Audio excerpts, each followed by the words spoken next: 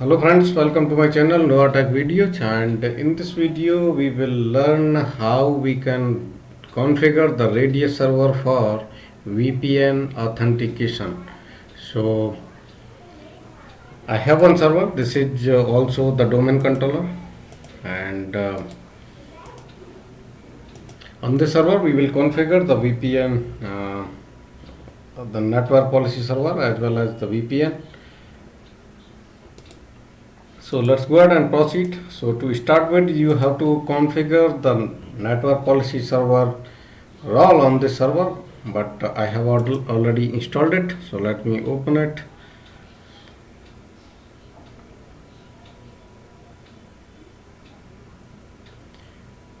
Network policy server. So this is the server.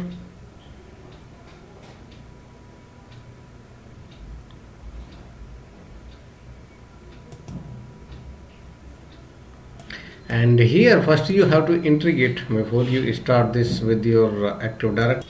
So to integrate the NPS server with your Active Directory, you have to just right click and register here, register server in Active Directory. You have to click on that, and this will actually enable or configure the RAS and integrate with the Active Directory. So let's go ahead and do it. Okay, RAS and NPS, this group is already created. So let's go ahead and check. Let me show you my Active Directory here, and this group, it was referring RAS and IAS. This is created, and let me show you whether this is properly configured or not. So in member you can see the same server will be added if you have registered the NPS. So let me show you what it is. Host name. So this is successfully registered, and so let's go back to the NPS server. So now we have to add the Radius client, or it is the server. To add it, you have to right click on Radius client, right click and new. Okay, you have to give the friendly name. I am giving my VPN, and here you have to specify the IP address of the server which will act as a VPN server. So let me verify and let me give the IP address 10.98.132.1. That's resolve it. Okay, this is resolved. Now you have to give the secret key one. So I am giving my secret key.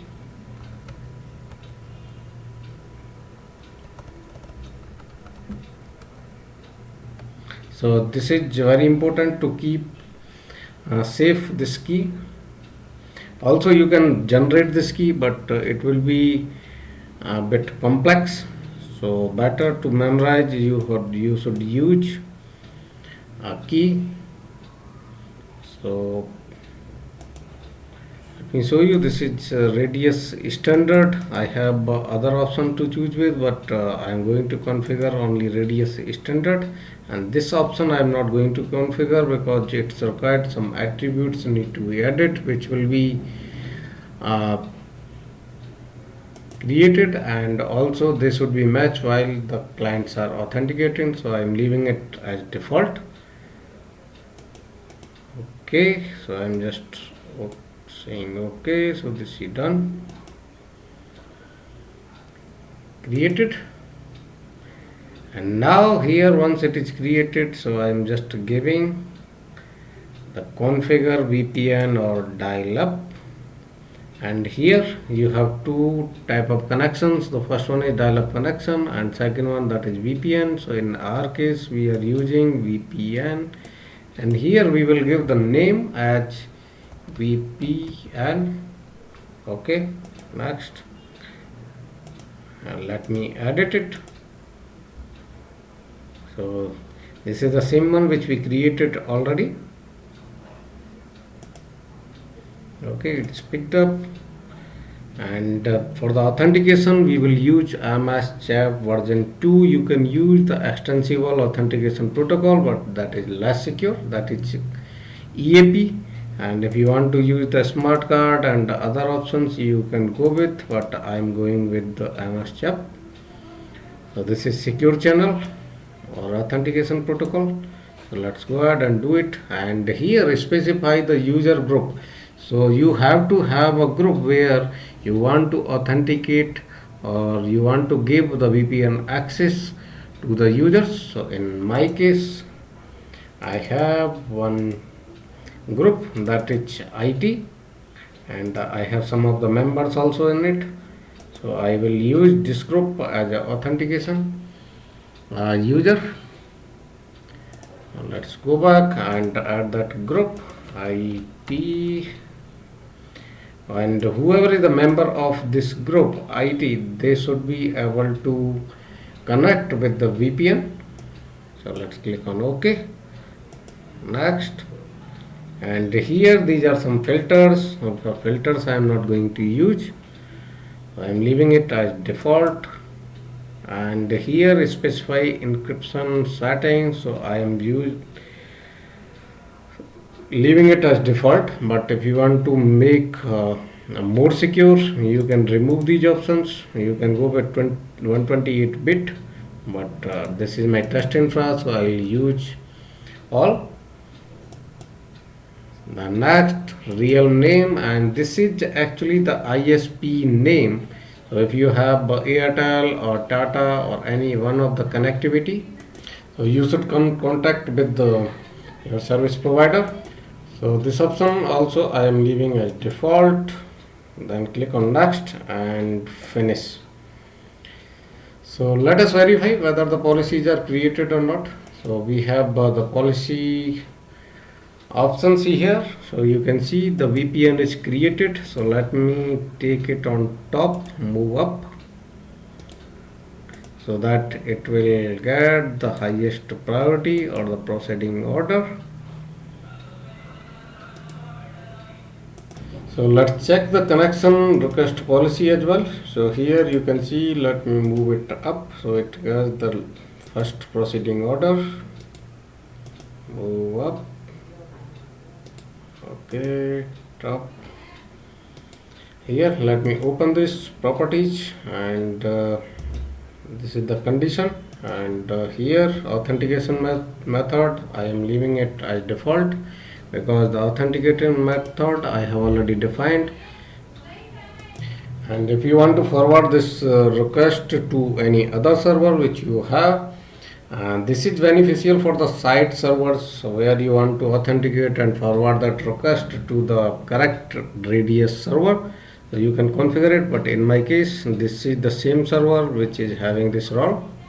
And similarly you have to click, you have to configure if you want the accounting, if you want to save the logs and to any other server you can configure it, but in my case this is remains. So let me just close it, apply, and OK. So these settings are default, and after this you have to install one more role, that is remote access role. So I have already installed this role. So how to configure, let me show you. Just click on next on the same server, select the server and remote access. You can see here remote access. So this is the role I have already installed. So let me show you. After installing the role, you will get one option, routing and remote access. So this will allow or accept the connection of VPN clients. So after that, once it is opened, you will see that red mark. So it means this is not yet configured. So let's go ahead and configure it. To start the configuration, right click and configure. Routing and remote access server setup wizard.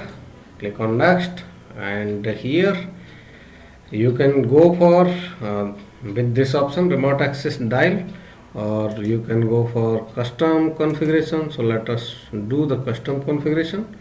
Then you have to select the VPN access, click OK and finish. So once you finish it, it will show you some warnings. The warning is the NPS is already configured or not. So in my case that is already configured. So let's say OK, and it will prompt for starting the services, that is routing and remote access service. So this is being started on DC1. Okay, so services is started. Let me refresh it. It should be turned into green.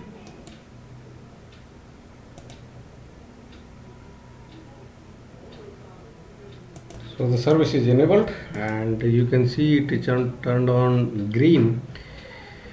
And now if you have installed routing and remote access role on any other server, which is your location server or any of the server apart from this server where you have installed the NPS role, so you have to set up the routing and remote access for your server. So in my case, this is the same server. I don't need to configure anything. So this is already MSChap version 2 installed on it, but you will get some option to configure the server over here. And here you can see this is IPv4. This is one of the important part. So I am going to utilize my DSCP role in this case, but if you don't have DSCP configured, you can define the range so that machines will get the IPs from this machine or this server, which is your routing and remote access server. So in my case I'll use DSCP, or so let's go ahead and save the settings.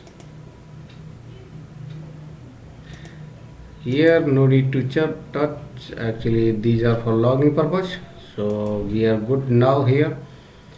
So let's go to the client machine and let's try to connect with the VPN. And this is my client machine. Here you have to check for the VPN.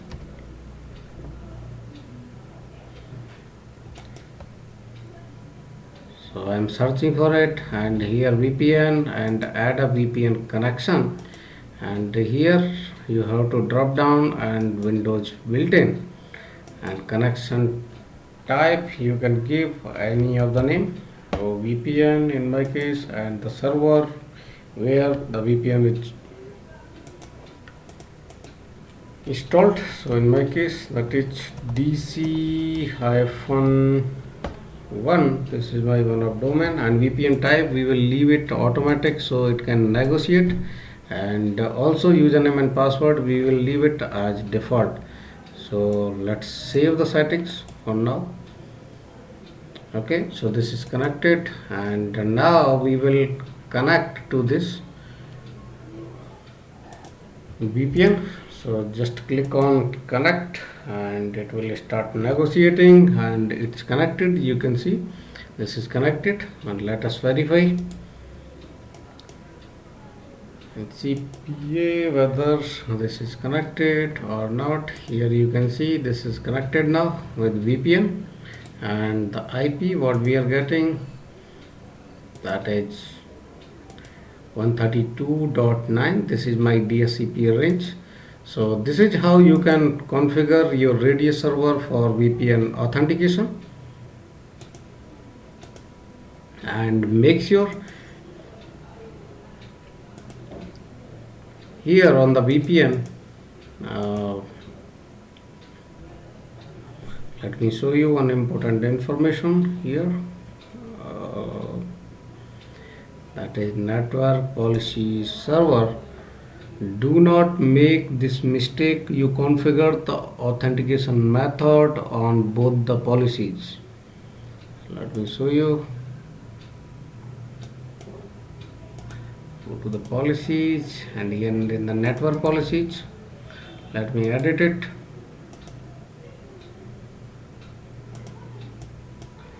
authentication method. So I have already given the authentication method in network policies, but in connection request policies, so this is connection request policies. Let me show you the authentication method. So sometimes we do the mistakes, override this network policy, so in that way it will not work. So that's it in this video, and hope you enjoyed, and you should be in the position to configure the Radius server for VPN authentication. And if you are liking my video, please do subscribe, and thanks for watching.